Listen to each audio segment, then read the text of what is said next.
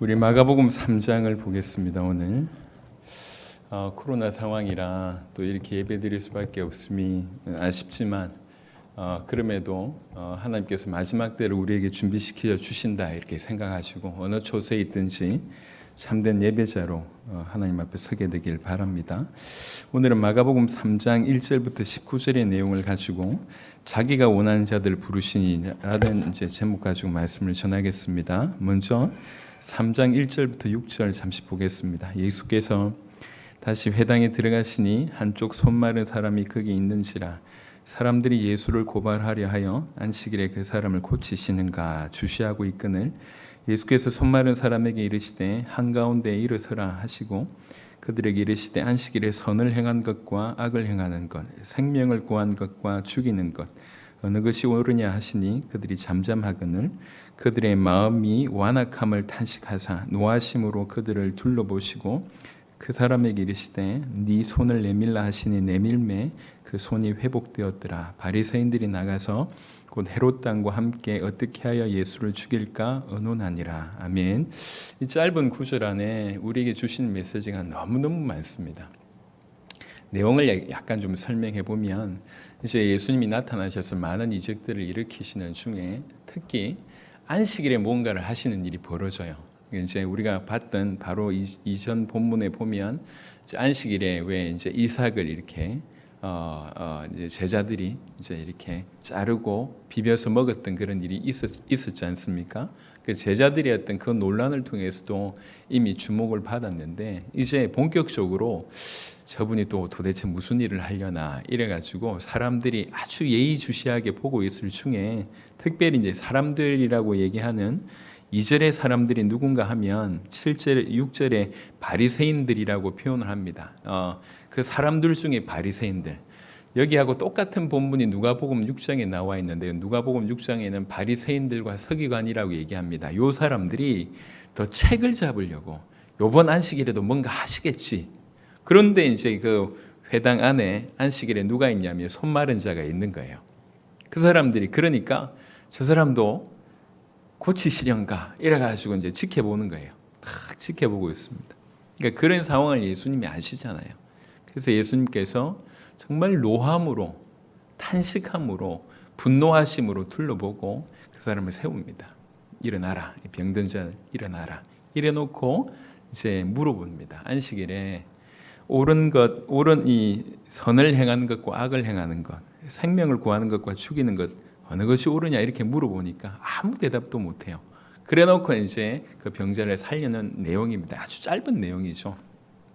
여기서 이제 우리가 몇 가지 좀 볼 수가 있는 것이 일단 한쪽 손 마른 사람, 이 사람은 누가복음 6장에는 그 정확하게 오른손이라고 표현합니다. 그리고 이제 헬라어 원문에 보면 선천적으로 이렇게 손이 마른 사람이 아니라 어떤 사고나 질병으로 인해서 이 근육이 마비돼서 말 그대로 이제 그 손이 말라서 활동력을 완전히 잃은 그런 상태라고 표현을 합니다. 이런 사람이 있었던 거죠. 마침 안식일에. 그런데 2절에 보니까 사람들이 예수를 고발하려 하여 이 사람들이 바리새인들을 얘기합니다.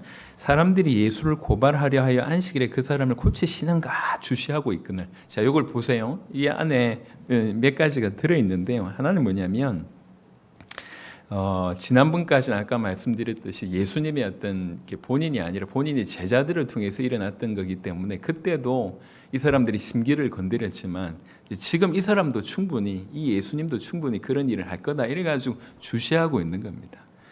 이제 안식일을 어긴다고 하는 것이 이게 어떤 일인지 먼저 좀 배경 설명 좀 잠시 하면요. 이 바리새인들이 원래 나쁜 사람들이 아닙니다. 워낙 성경에서 욕을 해서 처음부터 끝까지 저질스러운 사람이라고 생각하는데 이 사람들은 그렇지가 않아요. 오히려 참으로 하나님에 대한 열심이 있는 사람들입니다. 이스라엘 백성들이 이스라엘이 이제 망했잖아요. 북이스라엘, 남유다로 이제 망해가지고 이제 북이스라엘은 아수르에, 남유다는 이제 바벨론에 이제 이렇게 망해서 포로가 되는 상황이 벌어졌고 바벨론에 망한 이후에 그 다음에 페르시아가 이제 바벨론을 잡게 되고요. 그 다음에 헬라가 잡게 되고 그 다음에 로마를 잡게 됩니다. 요 시간이 한 500-600년 이제 시간이 지난 거예요. 그러다가 이제 헬라가 잡게 될 무렵부터 이 헬라의 문화가 이제 타락의 문화를 이제 끌고 들어옵니다. 그 이제 헬라권에 완전히 사로잡혀 있는데 타락하는 물길이 막 들어오니까 그 중에 소수의 정말로 하나님을 사랑하는 사람들이 우리가 이거는 거부해야 되지 않냐, 우리 스스로를 좀 깨끗하게 해야 되지 않냐. 그러니까 바리새라고 하는 원래 뜻이 분리된 자라고 하는 뜻이에요. 이런 부분에서 우리가 우리를 지켜내야 되지 않냐. 이 헬라의 문화, 이 타락 문화가 못 들어오도록, 그래서 더욱 우리가 하나님의 율법을 철저하게 지키면서 이것으로부터 우리를 분리시키자. 이런 운동이 바리새 운동이고 그 일에 앞장섰던 사람들이 바리새파입니다. 그러니까 누구보다도 하나님에 대한 열심이 있어요. 그러니까 이거를 좀 구체화하기 위해서 예를 들면 성경에 안식일을 기억하여 거룩히 지키라라고 얘기했다고 하면 이 사람들은 그걸 그러면 거룩히 지킨다는 말이 뭐지? 실생활에서 이게 도대체 어떻게 지켜야 된다는 말인가라고 하는 것을 더 구체화시켜 놓은 겁니다. 그래서 이렇게 해야 된다, 이건 하지 말아야 된다, 이런 일들이 있었던 거죠. 그래서 예를 들면 안식일이 어느 정도 강력하게 이제 이 바리새파 중심으로 지켜지고 있었냐면, 만약에 어떤 사람이 있었는데 집이 무너졌다 칩시다. 안식일에 집이 무너졌는데 그 사람이 아직 살아 있어. 생명이 붙어 있어요. 그러면 안식일에 구조할 수 있습니다. 근데 만약에 집이 무너졌는데 그 사람이 이미 죽었다고 판명되면 안식일에 구조할 수가 없어요. 안식일이 지나고 구조해야 됩니다. 그러니까 정말로 생명이 위독하다, 위급하다라고 느낄 어떤 그런 상황에서는 안식일의 법도 좀 어기면서 할 수 있지만 이미 죽었어. 그러면 구조를 못 해요. 그러니까 그 정도로 강력하게 체계화시킨 겁니다. 이 사람들이 그냥 사람들을 힘들게 하기 위해서 체계화시킨 게 아니라 정말 우리가 하나님을 올바로 믿지 못해서 우리나라 망한 거 아니냐. 지금 또 이 헬라의 타락 문화가 들어오고 있는데 이것에서 우리가 분리해야 되지 않겠냐. 그러니까 그런 열정으로 이렇게 해야 된다, 저렇게 해야 된다는 것을 엄청나게 만들어 놓은 거예요. 안식일 규정 하나만 하더라도 이렇게 엄청나게 많이 만들어 놨습니다. 다른 것도 마찬가지입니다. 어마어마한 율법, 그때 당시에 600몇십 개의 어떤 법조항이 있었다고 합니다. 지켜야 될 어떤 율법들이요. 그래서 어떻게든 성경에 있는 것들을 자기 삶에 끄집어 와서 이렇게 하려고 하던 사람. 그러니까 기본적으로 하나님에 대한 열심이 있는 사람이에요. 순수한 마음이 있는 사람입니다. 이런 순수한 마음이 있고 하나님이 열심히 있었던 사람들이 어느새 이렇게 된 거예요. 오히려 율법을 지키려고 하다 보니까 그 율법을 진짜로 주신 그 의미 아니면 그 진리 이거는 잊어버리고 엉뚱한 대로 지금 가고 있다는 겁니다. 아쉬운 얘기죠. 그래서 이제 드디어 그런데 어느 정도까지 이 사람들이 좀 갔는지를 좀 볼 수 있는 부분이 어떤 거냐면 이겁니다. 3장의 2절에 보니까 사람들이 예수를 고발하려 하여 안식일에 그 사람을 고치시는가 주시하고 있거늘. 자, 이게 각도가 어떤 각도냐면 저 사람이 고칠 수 있는 능력이 있을까 없을까, 할 수 있을까에 있지 않습니다. 이분은 할 수 있다는 거예요. 할 수 있는데 지금 안식일에 그것을 하냐 안 하냐 이렇게 보고 있는 거예요. 이해됩니까? 무슨 말인지? 이미 예수님에게 그런 능력이 있음을 이 사람도 알았어요. 그러니까 할 수 있다고는 의심을 안 해. 우리보다 믿음이 좋아요. 할 수 있다고는 의심이 안 해. 근데 중요한 거는 안식일에도 하는가 이렇게 보는 거예요. 제가 이 말씀을 묵상하면서 정말 기가 막히다. 이게 도대체 어느 정도 땅에 떨어졌는가. 이렇게 어마어마한 일을 행하신 분이 메시아임에도 불구하고 그 능력을 보여주셨고 그 역사를 보여주셨음에도 불구하고 그것은 전혀 아랑곳하지 않고 율법을 어기는가 안식일을 어기는가 이러고 있는 거예요. 그러니까 이제 안식일을 지켜야 된다라고는 자기 나름의 잣대를 가지고 예수님의 기적을 일으켰던 뭐 어마어마한 역사를 일으켰던 이건 다 깡그리 아니라는 거지.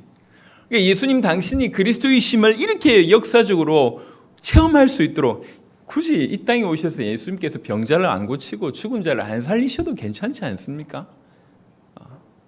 사실은 어떻게 보면 하셔도 좋은 일이지만 그 일을 안 하신다고 해서 그분이 메시아가 아닌 건 아니잖아요. 극단적으로 얘기한다고 해서. 근데 왜 그렇게 고치셨냐? 그 아픈 사람 당사자를 위함이기도 하지만 궁극적으로는 우리를 위함입니다.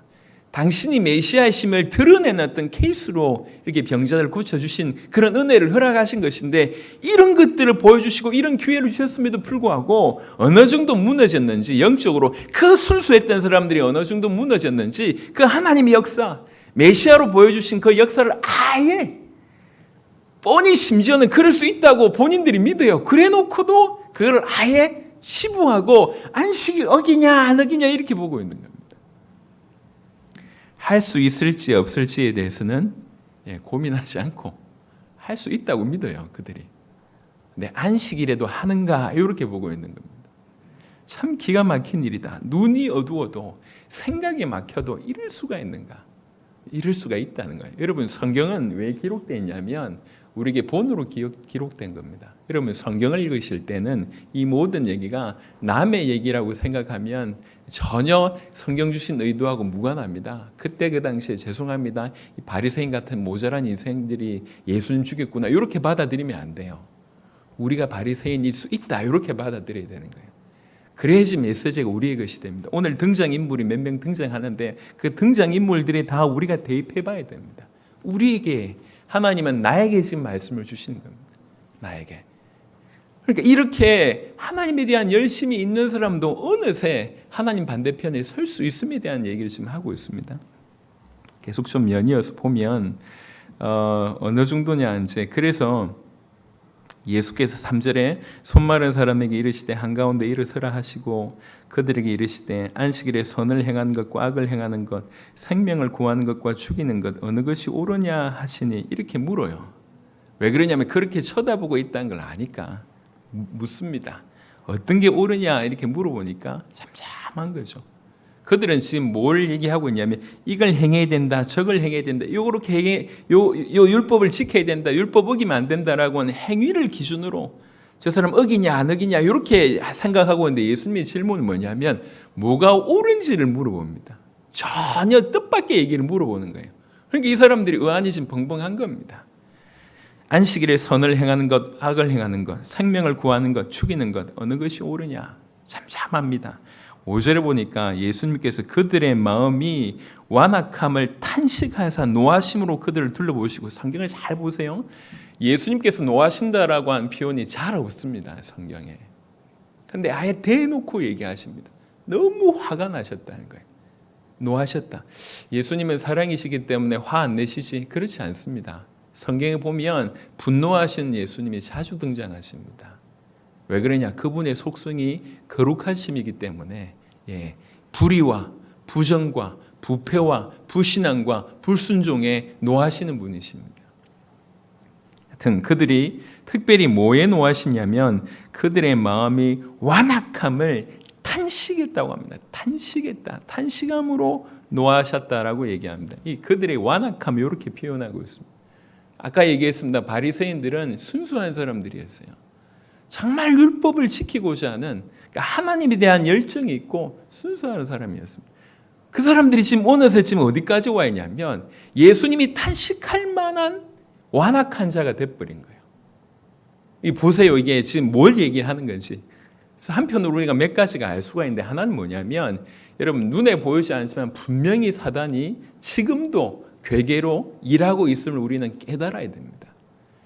이 신앙의 열정을 가지고 순수한 사람들도 기가 막히게 하나님 반대편으로 끌고 가는 자가 누구냐? 사단입니다. 우리 마음속에 또한 죄성이 있습니다. 그걸 잘 알고 있습니다. 그래서 기가 막히게 시스템으로 만들고 기가 막히게 이래가지고 그 열정, 그 순수함도 아주 이래가지고 복음 반대편에. 그래서 의외로 굉장히 순수하고 열정 있는 사람들이 사회에 큰 문제를 만드는 그런 케이스들이 많습니다. 잘 보시면요. 그러니까 그런 것들을 이용한다는 거죠. 여러분, 내가 하나님의 열심이 있습니다. 열정이 있습니다. 다 좋습니다. 그게 올바른 것인지를 우리가 한번 돌이켜봐야 돼요. 우리가 자칫 잘못하면 하나님보다 율법을 지금 바리새인이 이 상태거든요. 하나님을 사랑한다고 하면서 궁극적으로 율법이 모든 것보다 우위에 있습니다. 사실은 본인도 지키지 못하는데 이런 착각에 빠져 있는 거죠. 이런 사단이 만들어 놓은 기막힌 구조에 빠져 있습니다. 어느새 이렇게 돼버렸습니다. 또 하나는 이 완악함이라고 얘기할 때에 이거 원래 우리 마음에 있는 죄성으로 말미암아 그게 굳어진 것입니다. 어느새 이렇게 됩니다. 하나님을 사랑한다고 했는데 그런 마음으로 쫓아왔는데 지금 어느새 예수님도 탄식할 만한 아주 마음에 완악한 자가 돼버렸어요. 이럴 수 있냐? 이럴 수 있습니다. 저는 오늘날 수많은 교인들의 모습 가운데 저를 비롯해서 이런 모습 가운데 있지 않나 생각을 합니다. 우리의 마음이 굳었어요. 마음이 완악해졌다 이렇게 얘기합니다. 굳어진 거예요. 대리석처럼 단단하게 굳어져서 사랑이 없는 행위, 하나님을 사랑하고 이웃을 사랑하고, 이것이 우리 복음 주신 이유 중에 하나인데, 그 사랑 때문에 우리가 건진 받았는데 어느새 우리 주변에 내가 과연 사랑을 베푸는가, 내가 사랑 가운데 있는가, 그냥 냉랭함만 있지 않나. 하나님과의 관계가 이게 신앙이지 않습니까? 우리가 하나님과의 관계로 얼마나 부유함을 누리고 있습니까? 얼마나 그 평안함을 누리고 있습니까? 얼마나 그 시간을 사모합니까? 믿음 없는 행위, 회개 없는 행위, 하나님과의 관계 없는 행위, 하나님 사랑한다고 지금까지 인생을 들여서 왔는데 시간이 1년 지나고 10년 지나고 몇십 년 지나다 보니까 그 순수한 열정, 주님을 향한 그 순수함이 어느 순간 본인도 모르게 한결같이 나는 그 길을 걸었다고 했는데 어느 날 보니까 딱딱하게 굳어서 마음이 완악해져서 사랑 베풀 능력도 없고 올바른 믿음도 없고 회개도 없고 그냥 딱딱함만 남아서 이래야 된다 저래야 된다 정죄감만 남아있는 이런 모습들이 있지 않냐는 거죠. 그게 완악입니다. 완악.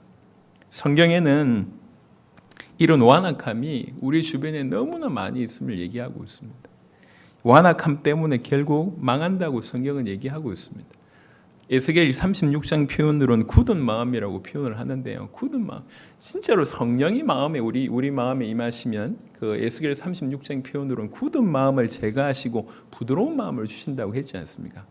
지금 점검해 보면 돼요. 우리 마음이 부드러운지 딱딱한지 우리가 모르냐? 알 수 있습니다.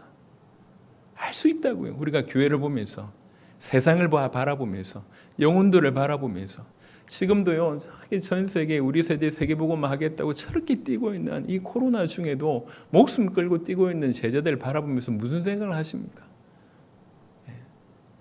좀 또 비용 후원 요청한다 그래서 안 그래도 우리 먹기 힘든데 이렇게 생각하냐? 아니면 마음에 내가 못하는 일들을 저렇게 주와 복음 때문에 수고하고 있는가? 우리가 우리 마음을 검증해 보는데 그렇게 어렵지 않습니다.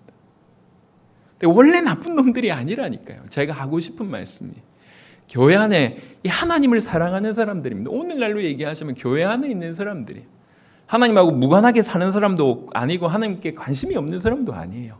우리 하나님을 위해서 살고자 발부둥치는 사람들입니다. 그래서 더 순수하게 내가 이것도 해야지 저것도 해야지 이것도 지켜야지 저것도 지켜야지 이런 시도가 바리새의 시도였습니다. 하나님 위해서 하나님의 말씀을 지키는 게 자기 삶으로 끌어와서 1, 2, 요건 요렇게 저건 저렇게 이렇게 시작된 게 바리새의 어떤 그분들의 마음이었다고. 그런데 어느 순간 보니까 지금 어디에 와 있냐면 우리 주님 볼 때 탄식할 만한 사람이 돼버린 거예요. 완전히 마음이 완악해가지고 사람 정죄할 줄밖에 모르는 이런 사람이 돼버린 거예요. 그 마음에 사랑도 없고 믿음도 없고 회개도 없고 하나님과의 깊은 관계도 없고 이런 것도 전혀 없이 그냥 딱딱해졌어요. 우리 주님이 이 부분에 어떻게 대처하시냐면 그 마음의 완악함을 탄식했다고 얘기합니다. 하나님, 우리 주님을 탄식하게 만든 모습이 바로 우리 마음의 완악함입니다.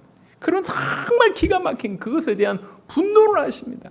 여러분, 완악함은 어디로 나오니? 완악함은 무시로 나오는 거예요. 이거 굉장히 무섭습니다. 이 완악함으로 인한 무시는 하나님과 하나님의 뜻과 예수가 그리스도라고 하는 복음과 전혀 알 수 없을 뿐만 아니라 행할 수도 없습니다. 지금도 마찬가지. 그것이 이제 어떤 예능 프로그램에서 이제 정신과 의사 한 분이 나오셨어요.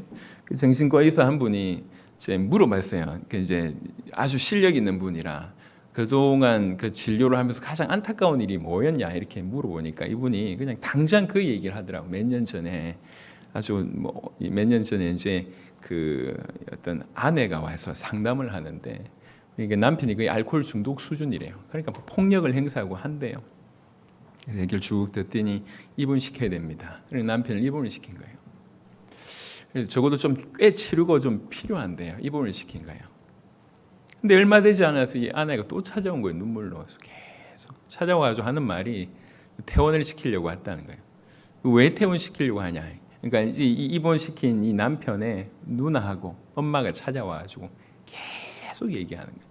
네 남편을 그렇게 정신병동에 쳐넣으면 네 마음이 편안하냐부터 시작해서 계속 이제 이렇게 이 병에 이게 얼마나 심각한지 모르니까 계속 이제 이렇게 며느리 그 다음에 이렇게 핍박을 한 겁니다.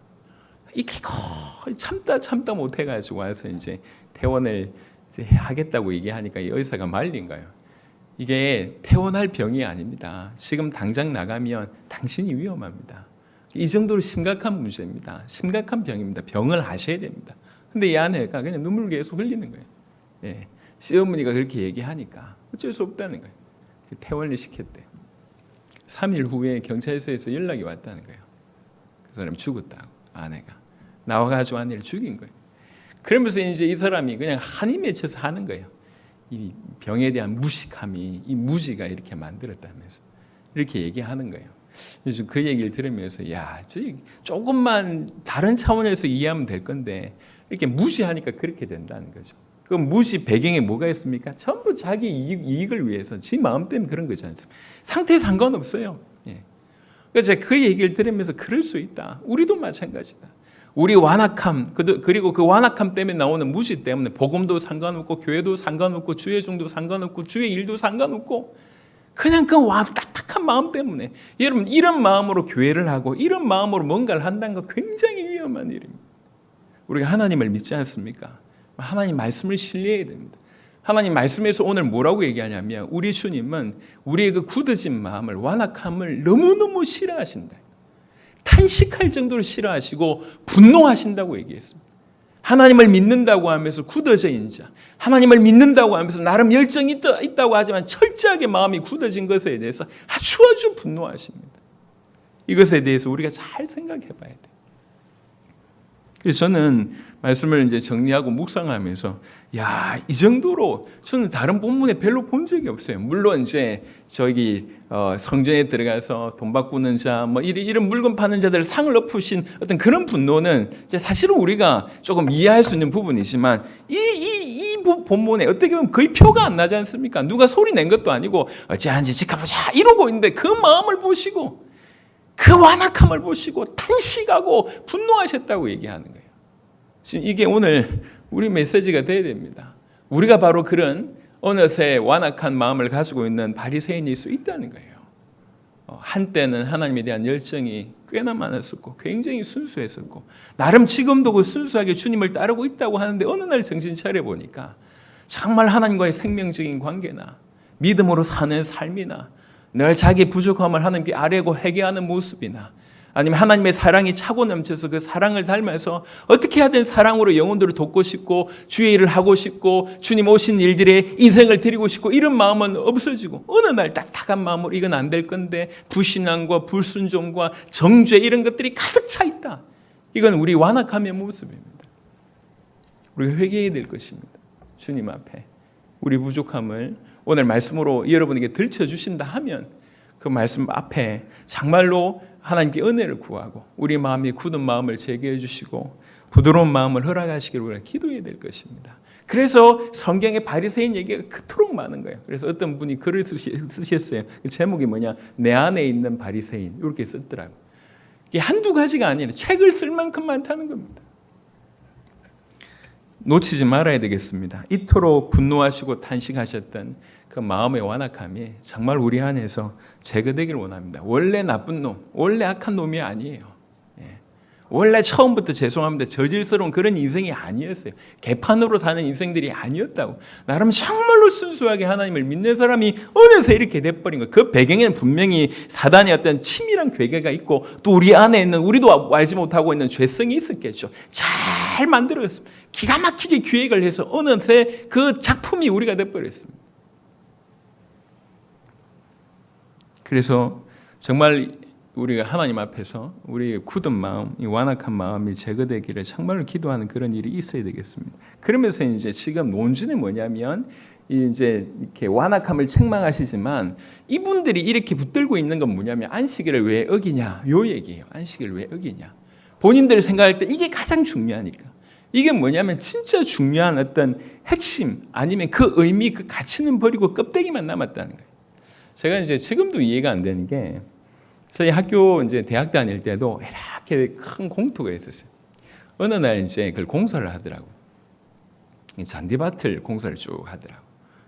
야, 이 잔디밭이 다 완성이 되면 참 좋겠다. 잔디밭 위에서 이렇게 뭐 이런 거 깔아놓고 우리가 늘 옛날에 대학 생활할 때 기대했던 그거 있잖아요. 뭐 저기서 이제 대화도 하고 누워 있기도 하고 산책도 하고 그렇게 하겠구나. 잔디밭 멋있게 깔아놨어요. 그리고 나서 팻말을 뭘로 붙여놨나? 출입금지 붙여놨어요. 잔디밭 출입금지. 왜 했어요, 잔디밭을? 우리가 전부 그걸 꿈꿨잖아요. 근데 잔디밭 시큰 꾸며놓고 출입금지에 돌아가래요. 가지도 못하게 만들어요. 그럼 잔디밭을 위해 대학이 있는 겁니까? 그건 뭐냐는 거예요. 저는 지금도 화가 납니다. 그 생각하면. 아니 열심히 그래 조금만 지나면 잔디밭 되면 하겠구나 싶었는데 멋지게 돈을 많이 들여서 멋지게 꾸며놓고 실제로 학생들은 들어갈 수가 없어요. 대학 내내 화나더라고. 한 번도 못 들어갔다니까요. 겨울에도 못 들어가요. 겨울에도 들어가면 죽는데 밟으면 겨울에도 못 들어가요. 혹시 여러분 이런 경험들이 없습니까? 뭔가 이렇게 핵심적인 부분들과 해야 될 부분들을 놓친 거예요. 학생들을 위해서 잔디밭을 만들어 놓고 나중에는 다 정말 돈 들여서 이쁘게 꾸며놓고 못 지나가게 하고 안에 못 들어가게 하고 이게 무슨 말입니까? 물론 잔디에 조예가 깊은 사람들이 제가 하는 말을 듣고 안타까워 하시겠지만 여러분 생각해 보세요. 뭔가 바뀐 거 아닙니까? 안식일도 마찬가지입니다. 안식일의 의미는 하나님께서 천지를 창조하신 이후에 그 천지 창조하신 하나님을 기념해라. 그 하나님께 예배해라. 그 하나님 안에 들어와서 안식하고 평안함을 누려라. 그런 의미로 안식해라라고 말씀을 주신 거예요. 하나님을 예배하고 하나님 안에서 쉬어라는 거예요. 그게 원 의미입니다. 해라 하지 마라의 부분은 사실은 둘째입니다. 근데 이 사람을 사랑하고 하나님을 사랑하고 하나님 안에서 서로 평안하고 이런 것들 다 잃어버린 채로 이래라 저래라만 남아있는 거예요. 지금 예수님께서 말씀하십니다. 원래 안식일의 의미로 얘기하자면 지금 하나님의 창조 원형에서 벗어난 모습이잖아요. 병든 자의 모습은. 이 사람을 창조 원형으로 돌리면서 회복시키는 것이 어떻게 보면 가장 안식일에 그래서 그로 하여금 일평생 고생하고 평안함이 없던 그가 그리스도 예수 안에서 하나님을 만나서 창조 원형을 회복하고 그 몸을 회복하고 그러고 나서 그리스도 예수 안에서 그 하나님을 만나서 평안함을 누리게 하는 거 이게 안식일에 해야 될 어떻게 보면 최고의 일이에요. 안식일의 의미를 진실로 안다고 얘기한다면 그때 그 일을 해야 된다는 거죠. 근데 이런 의미를 놓쳐버리니까 이런 결과에 지금 매달려 있는 것입니다. 그래서 질문합니다. 행해야 된다 말아야 된다라고 사로잡혀 있는 자에게 뭐가 옳은지를 질문하십니다. 굉장히 충격적인 질문이죠.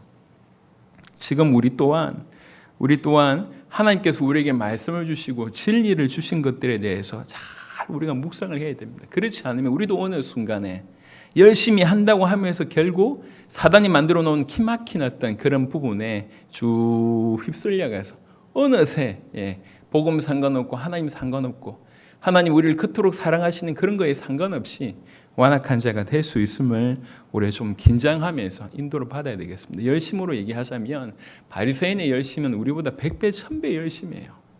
그 열심을 따라갈 수 없어요. 그 열심과 그 중심으로도 저렇게 길을 벗어날 수 있다 하면 우리 정말 영적으로 민감하게 뭐가 진짜 중요하고 하나님께서 뭘 원하시는지를 깨달으면서 가야 되겠다는 생각을 합니다. 또 하나 우리가 생각해 봐야 될 게 아까 이제 제가 서두에 말씀을 드렸지만 어떻게 이렇게 무너질 수 있는가?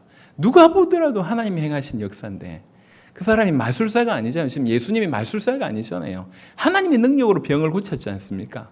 하나님으로 능력으로 이미 병을 고쳤음을 이 사람들이 다 들었어요. 그래서 심지어 이 사람들도 예수님의 능력에 대해서는 의심하지 않았습니다. 고칠 수 있다라고 생각한 겁니다. 그런데 안식일에도 고치는가 이렇게 지금 고발하려고 하는 그런 시선으로 지금 바라보고 있는 겁니다. 여러분 하나님 역사가 이렇게 벌어진데도 불구하고 그 하나님 역사에 대해서는 전혀 눈 뜨지 못하고 자기 어떤 이 테두리에 갇혀서 이래야 된다 저래야 된다 하고 있으면 정말 기가 막힌 노릇 아니겠냐는 겁니다. 우리가 하나님 역사 앞에서는 정말 그것이 하나님 역사인 줄 아는 그런 겸손함이 필요합니다. 그리고 하나님 역사가 틀림없이 일어난다고 얘기할 때는 정말 그 하나님 역사 앞에 감사하며 하나님 역사 앞에 같이 동참할 수 있고 그 역사 앞에 귀하게 쓰임을 받을 수 있는 것이 더욱 중요합니다. 이게 중요합니다. 이것이 하나님 역사라고 깨닫는 거. 여러분 그 다음 본문에 바로 보시면 알겠지만 12명의 사도들이 바로 그런 거였습니다. 저 사람이 메시아다. 저분을 통해서 행하신 것은 하나님 역사다라고 깨달았기 때문에 사회적으로 볼 땐 정말 수준 낮은 인생들인데 그게 깨달아졌기 때문에 그냥 인생을 그냥 몰빵합니다. 올인해버려요. 이게 그들이 가지고 있던 은혜였습니다. 우리가 지금 이 땅을 살아가면서 대단한 게 없다 할지라도 하나님의 역사를 하나님의 역사로 알 수 있는 거, 깨달아 알 수 있는 거, 이건 정말로 은혜인 것 같습니다. 부디 여러분, 저와 여러분들에게 정말 이러한 일들이 벌어졌으면 좋겠습니다. 우리가 사실 우리의 부름이 12제자들처럼 대단치 않습니다. 우리가 가진 것이나 우리의 능력이나 사람들의 조합이나 사람들 개개인의 됨됨이를 볼 때 훌륭하지 않습니다. 우리 중에 누가 훌륭한 사람이 있습니까? 다 모자란데, 근데 우리가 약간 떨어져서 판단해봐야 될 게, 하나님께서 지금 행하시고 있는 게, 이 교회를 통해서 행하시고 있는 게 하나님의 역사가 맞냐라고 하는 질문이에요. 그것이 하나님의 역사라고 믿으시면 다른 거는 별로 중요하지 않습니다. 중요하지 않습니다. 여러분의 눈에 걸리고 마음에 걸리는 게 그렇게 별로 중요하지 않습니다. 교회 재정이 없을 수 있고요. 또 이 안에서 행사를 진행한다거나 아니면 뭔가를 진행할 때 많은 것들이 미숙할 수 있고요. 일을 처리하는 부분이 여러분 마음 같지 않을 수 있습니다. 하지만 그건 다 부수적인 거 아니냔 말이에요. 지금 어쩔 수 없이 코로나 상황 가운데 비례변 예배를 드립니다. 어떤 분은 왜 일어나서 데모하지 않습니까? 왜 교회만 핍박하는데 데모하지 않습니까? 일어나서 데모하면서 막아야 되지 않습니까? 물론 그런 생각을 가지고 있는 분들한테도 제가 박수를 보냅니다. 응원합니다. 하지만 저는 조금 더 깊은 질문을 하는 거예요. 어떤 상황 가운데 있든지 참된 예배자가 되는 것, 그것이 더 중요하지 않냐는 겁니다. 오히려 전 세계를 위해서 기도하고 이 나라 인민족을 위해서 기도하고 위정자를 위해서 기도하는 그런 자세가 우리에게 더욱 필요하지 않냐는 생각을 하는 겁니다. 그냥 방관하는 것이 아니라 진짜 더 질문해봐야 될 게 뭐냐면, 우리 각각이 하나님께서 받으신 그런 예배자의 모습으로 서 있는가? 오히려 이런 때에 그런 모습으로 될 수 있도록 우리가 하나님 앞에 서는 것이 올바르지 않나는 생각을 하게 됩니다. 여러분, 하나님이 행하신 역사 앞에서는 우리가 겸손할 줄 알아야 되고요. 그것을 하나님의 역사로 받아들일 줄 알아야 됩니다. 그래야지 다른 것들은 정리되면서 그 하나님의 역사에 같이 자기 인생을 드릴 수가 있는 것입니다. 12제자가 바로 그런 은혜 속의 축복 가운데 있었다고 생각을 합니다. 5절에 그들의 마음이 완악함을 탄식하사 노하심으로 그들을 둘러보시고 그 사람에게 이르시되 네 손을 내밀라 하시니 내밀매 그 손이 회복되었더라. 그냥 짧은 구절인데요. 이 안에 많은 것이 포함되어 있습니다. 우리 하나님, 예수님은 하나님이십니다. 예수님은 천지를 창조하신 분입니다. 천지를 창조할 때 말씀으로 창조하셨습니다. 예수님은 이때 말씀하셨고 그 병자는 그 말씀에 순종했습니다. 그 말씀을 받은 거죠. 그 말씀은 창조 때와 마찬가지로 여전히 예수님의 말씀은 창조의 능력이 있습니다.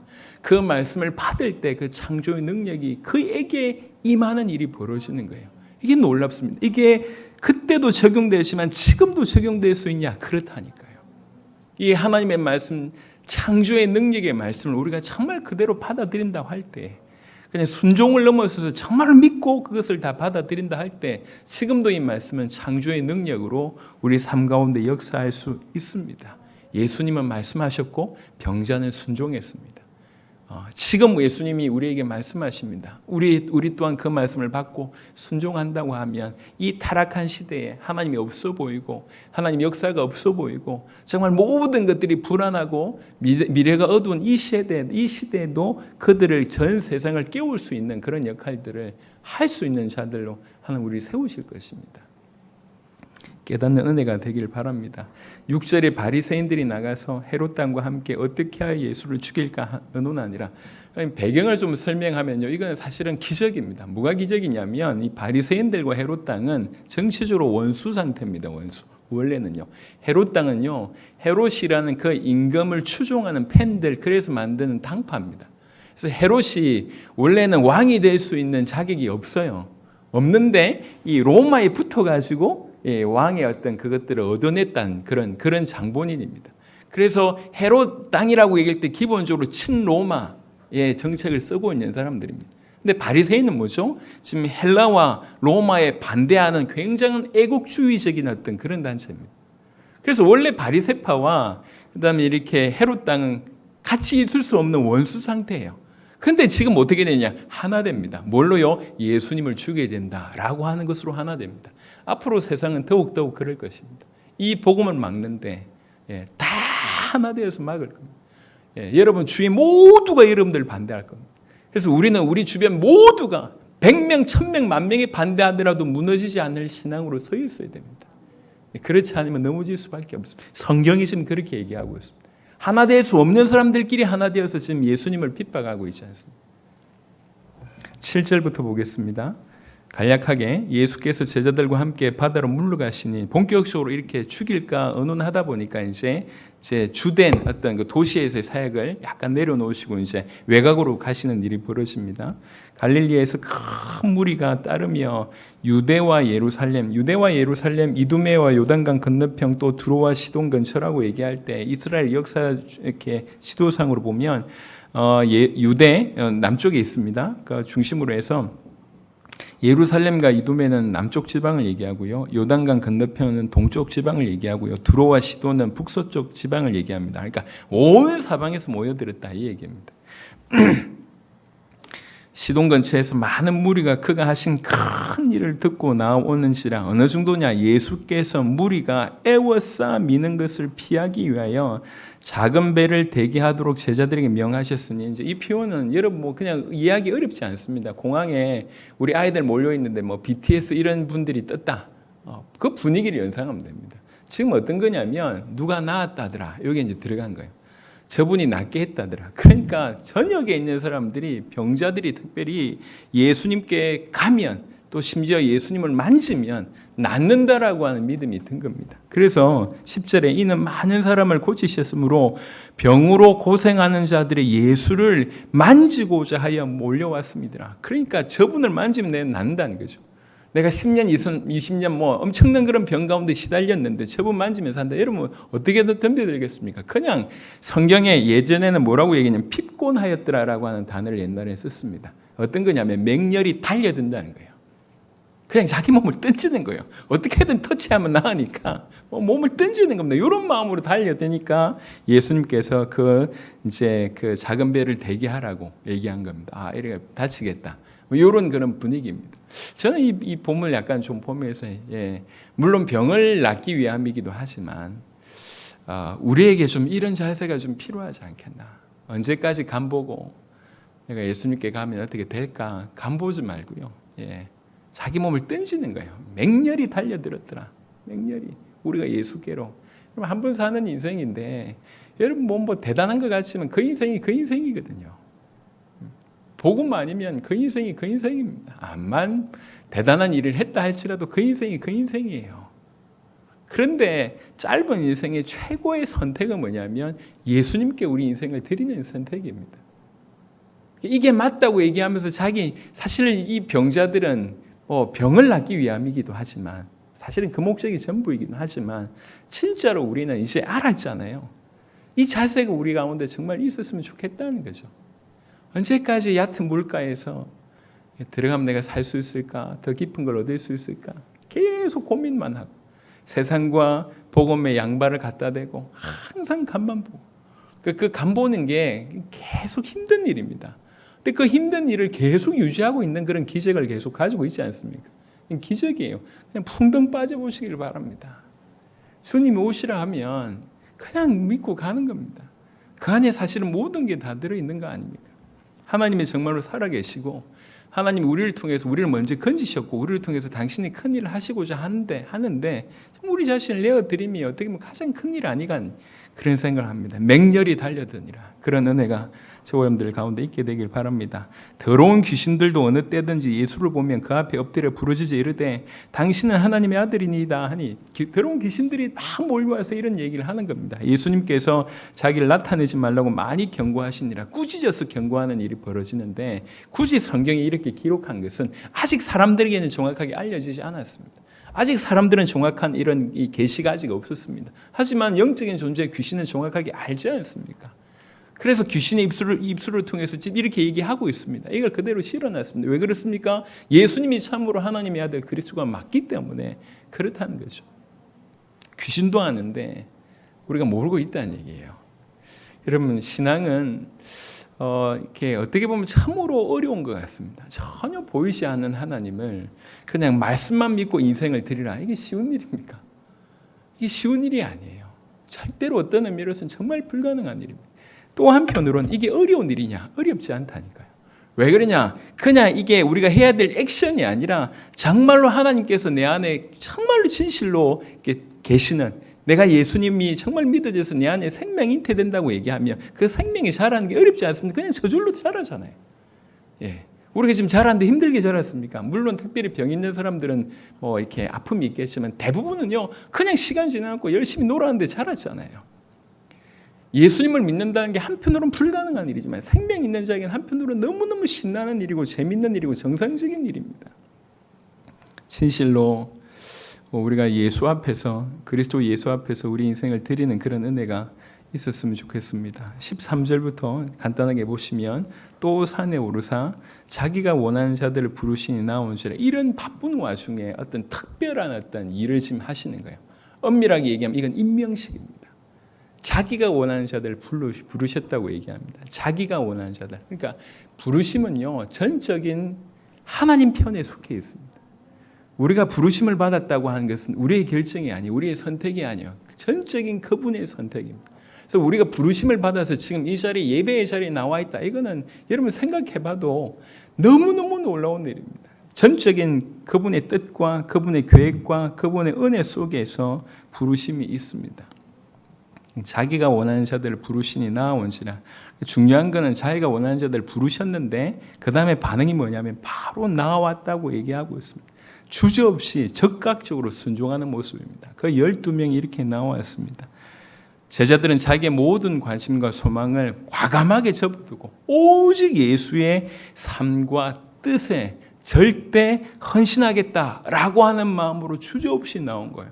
그래서 12명의 어떤 제자들의 이면을 보면요, 조금 이따 이제 이렇게 이 명단을 쭉 쓰는데 이면을 보면 바리새인 한 명이 없습니다. 이 종교의 틀 안에 갇혀 있는 사람이 없어요. 오히려 컨트롤할 수 없는 사람들입니다. 대부분 어부입니다. 그리고 또 한 명은 세리입니다. 한 명 이렇게 정확한 사람들만 얘기하자면 세리가 뭐 몇 명 된다고 얘기하지만 마태는 정확하게 세리입니다.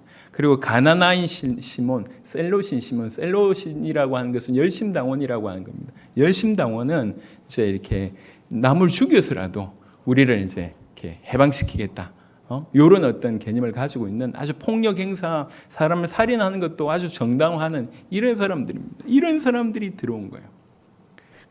그런 사람들의 가장 특징이 뭐냐? 어떤 배경도 배경이지만 하나님 말씀에 적극 순종했다. 이게 가장 컸던 것 같습니다. 하지만 또 다른 각도로 얘기한다면 뭔가 틀이 없는 거예요.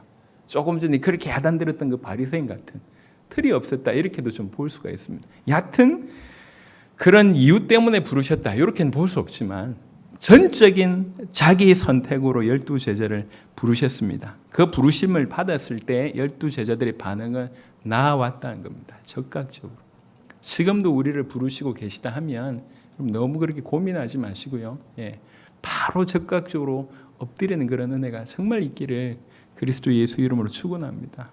그리고 이에 12를 세우셨으니, 왜 12명이냐고 하면 12는 완전수를 뜻합니다. 그래서 이스라엘도 12지파를 얘기하지 않습니까? 이 12는 영적인 이스라엘 전체를 대표한다고 볼 수가 있습니다. 12를 세우셨는데 여러분 어떻게 보면 이것은 임명식이에요. 임명식인데 이 12명이 받을 축복이 얼마나 어마어마한지를 잠시 한번 보겠습니다. 두 구절만 볼게요. 누가복음 22장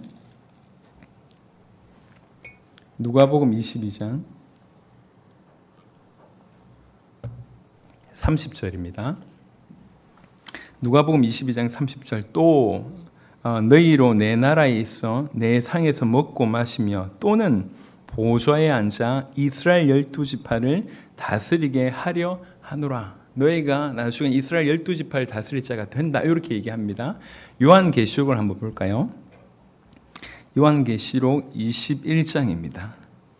요한계시록 21장, 새하늘과 새 땅, 새 예루살렘이 임할 것인데 그 새 예루살렘에 대해서 쭉 설명하면서 14절에 요한계시록 21장 14절에 그 성의 성곽에는 12기초석이 있고 그 위에는 어린 양의 12사도의 12이름이 있더라. 내게 말하는 자가 그 성과 그 문들과 성곽을 청량하로 금 갈대자를 가졌더라. 새 예루살렘이 있는데 거기에 12기초석이 있는데 거기에 12사도의 이름이 있다라고 해요. 그 12사도의 이름으로 이 기초로 새 예루살렘이 지어진다는 얘기지 않습니까? 사실 12사도들의 헌신으로 말미암아 수많은 사람들이 복음을 받게 되는 일이 벌어졌지 않습니까? 하나님 나라에서 이 12사도는 너무 어마어마한 그런 축복을 받은 자가 되는 것입니다. 자, 다시 마가복음 3장에 정말 이런 어마어마한 축복이 있으리라고는 꿈에도 생각을 못했겠죠. 이게 얼마나 큰 임명식인지. 하지만 육신적으로 볼 때는요, 정말 고생 중에도 그런 고생이 없습니다. 12사도들이 정말로 한결같이 고생하다가 편안하게 죽은 사람 다 없습니다. 다 순교를 당합니다. 예. 그러니까 자기를 위해서 편안하게 이 부르심을 받고 나서 편안하게 살았던 인생이 없습니다. 철저하게 주와 복음을 위해서 살고 영혼들을 위해서 살고 자기 고생하고 자기 있는 것을 다 내주고 어떻게든 사람들 위해서 살고 핍박받는 사람들 위해서 살고 그러다가 본인도 세계 선교하다가 다 죽지 않습니까? 그렇게 고생도 그런 고생이 없습니다. 찾아가면서 하는 고생입니다. 그런 고생을 하다가 이제 하나님 앞에 부르심을 받는 거예요. 육신적으로 볼 때는 정말 말도 안 되는 그런 어려움이 산재해 있고 영적으로 볼 때는 또 하나님의 나라 영원이라고 하는 그런 시간들을 갖다 댄다고 할 때 어마어마한 복이 거하게 그에게는 그런 임명식이 바로 12명의 지금 임명식입니다. 우리도 마찬가지라고 저는 감히 생각을 해봅니다. 하나님이 우리를 부르실 때도 그와 같이 우리를 부르셨습니다. 당신의 핏값으로 한 명 한 명 우리를 건지셨습니다. 하나님께서 우리에게 주실 그 하나님 나라의 축복은 그게 팩트라고 얘기한다면 너무 어마어마한 일들이 벌어질 겁니다. 물론 이 땅에서 우리도 12사도들만큼은 아니다 할지라도 우리의 안일함을 벗어버리고 평안함을 벗어버리고 우리의 소망이나 우리의 뜻을 위해서 살지 않고 겁을 위해서 산다고 얘기할 때 그 길이 녹록하진 않을 겁니다. 고생의 고생이며 마음 조아림부터 시작해서 너무너무 힘든 길을 걷지만 좁은 길을 걷지만 그것에 대한 어떤 결과와 보상은 말할 수 없다는 것입니다. 한편으로 완전 극과 극입니다. 이런 임명식이 여기에 지금 일어나고 있는 것입니다. 그래서 하나님께서 자기가 원하시는 자들 부르시고 이렇게 임명하셨는데 오늘 우리가 바로 이 예배 자리에서 다시 한번 하나님께서 우리를 부르심과 우리를 임명하셨다고 하는 사실에 대해서 확정하는 그런 시간 되시길 바라고 내가 저렇게 부름을 받았는데 라고 또 한번 이렇게 확인하는 시간 되길 바라고 아직 그런 일이 없다 하시면 오늘로 하나님께서 여러분을 부르심으로 예수님께서 여러분들을 부르셨다 믿으시고 12사도들처럼 그렇게 인생을 살아가게 되기를 그리스도 예수 이름으로 축원합니다. 왜 부르셨냐? 12를 세우셨으니 세 가지 이유 때문에 부르셨는데 이는 먼저 자기와 함께 있게 하시고 이게 중요합니다. 왜 그러냐면 이 제자들은 예수님께 배워야 됩니다. 왜 그러냐? 예수님 사후 그 다음에 부활하시고 승천하신 이후에 예수님의 일을 예수님께서 맡겨주신 일을 해야 됩니다.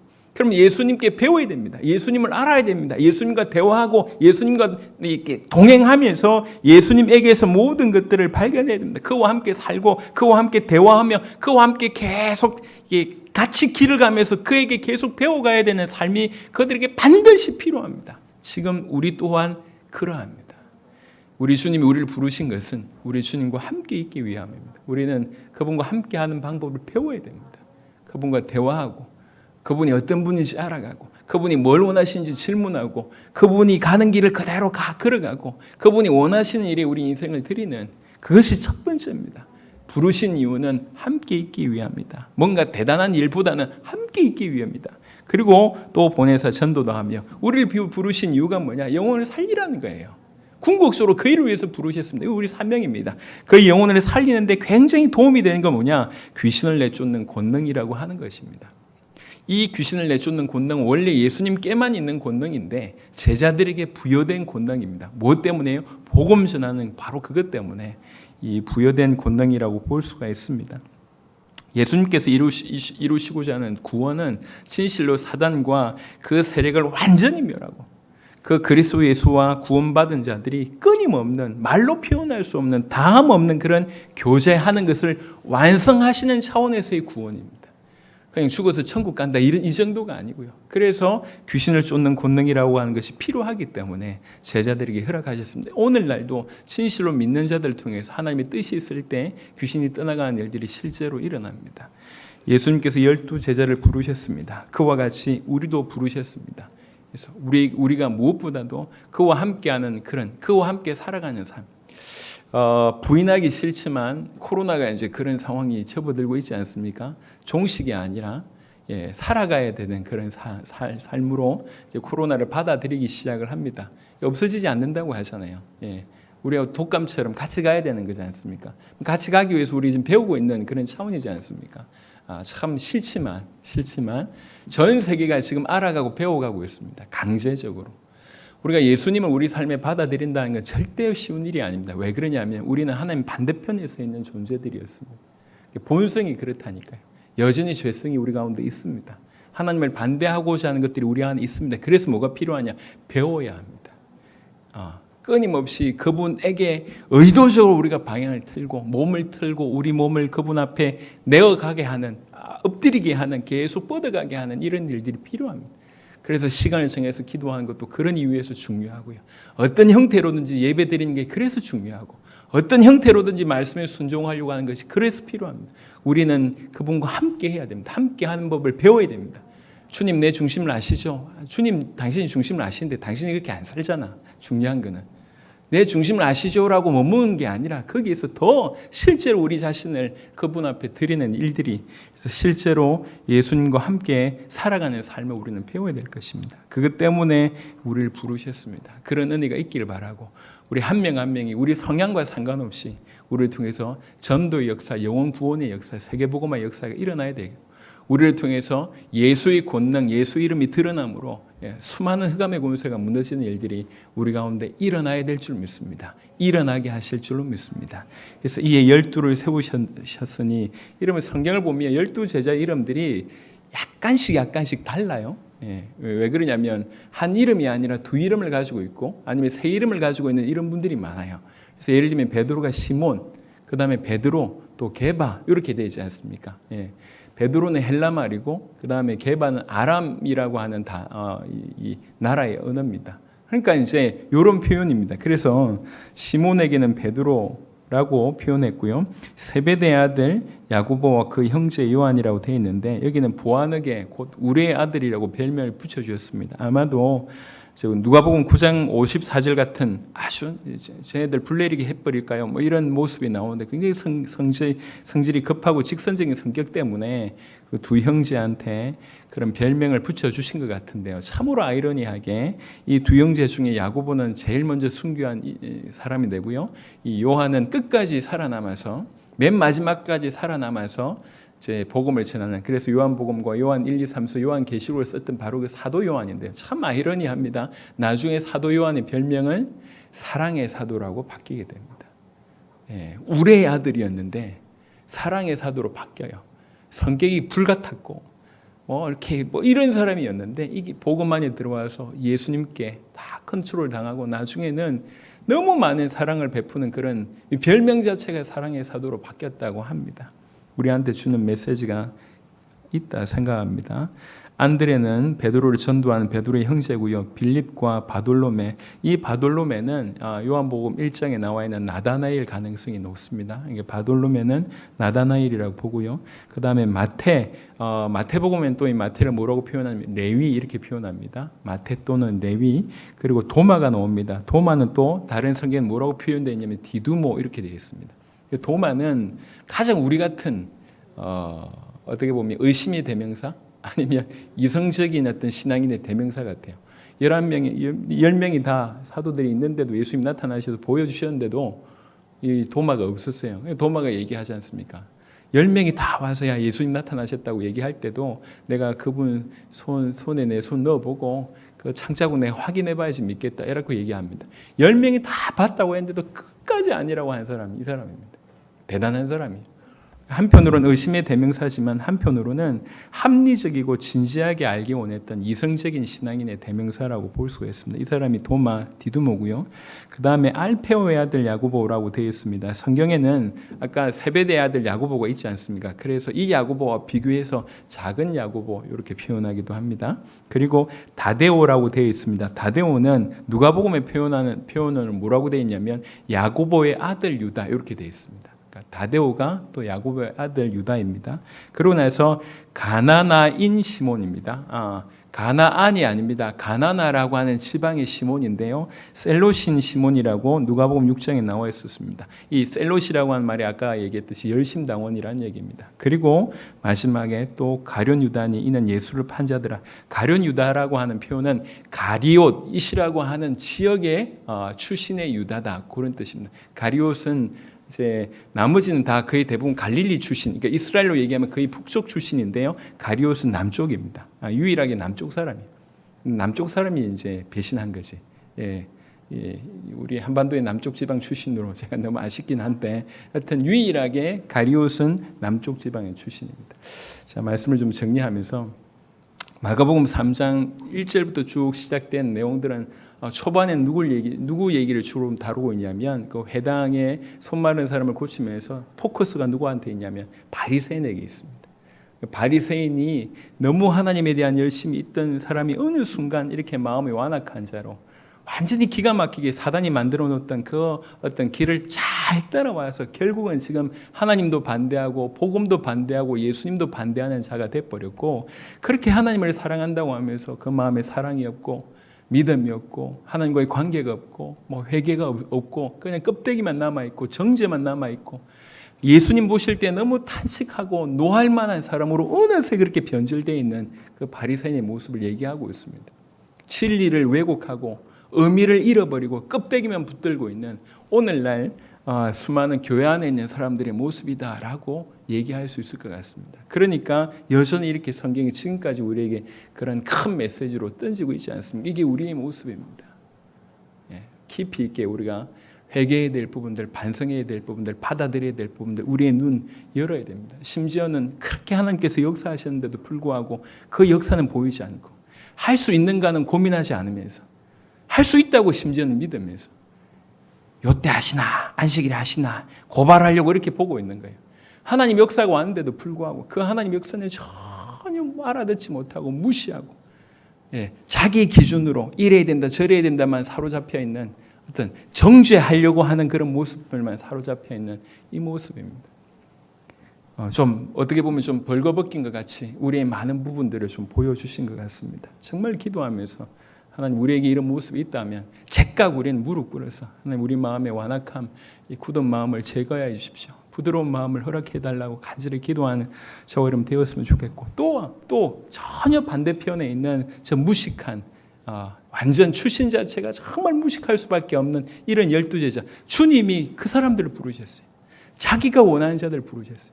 참 우리 위로가 되는 게 우리가 바로 이 부르심을 받은 이와 같은 자들이라는 거죠. 이와 같은 자들. 참 감사하지 않습니까? 왜 부르셨냐? 함께 있게 하시고. 우리는 지금 교회 안에 와서 주님이 우리를 부르셨을 때 제일 먼저 해야 될 거는 예수님을 알아야 됩니다. 그분과 같이 살아야 됩니다. 사는 법을 배워야 됩니다. 그분 따라가야 됩니다.